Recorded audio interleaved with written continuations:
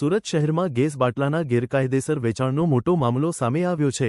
શહેરના એક ખુલ્લા મેદાનમાં મોટા પ્રમાણમાં ગેસ બાટલાઓનું વેચાણ થતું હોવાના આક્ષેપો ઉઠ્યા છે।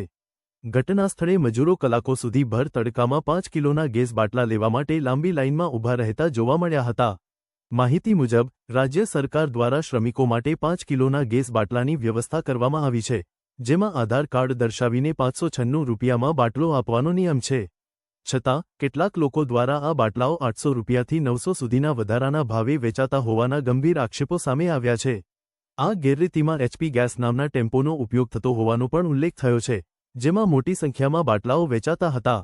મામલાની જાણ થતાં જ સચિન પોલીસ તાત્કાલિક ઘટનાસ્થળે પહોંચી ગઈ હતી। પોલીસે કાર્યવાહી કરી ટેમ્પો જપ્ત કર્યો અને 2 આરોપીઓને અટકાયત કરી પોલીસ સ્ટેશન ખાતે લઈ જવામાં આવ્યા, જ્યારે એક અન્ય વ્યક્તિ પોલીસને જોઈને ફરાર થઈ ગયો હતો। પોલીસ હાલ વધુ તપાસ હાથ ધરી રહી છે અને ગેરકાયદેસર વેચાણમાં સંડોવાયેલા અન્ય લોકોની શોધખોળ શરૂ કરી છે। इंडिया टीवी 7 जनता की ताकत ब्यूरो रिपोर्ट सूरत। आपका नाम? दिलीप भाई, ये बताइए, यहाँ पे खुली जगह पे गैस मिल रहा है, आपको कब पता चला, क्या कहेंगे? मुझे अभी पता चला, अभी मैं आया तब तक ये चले गए।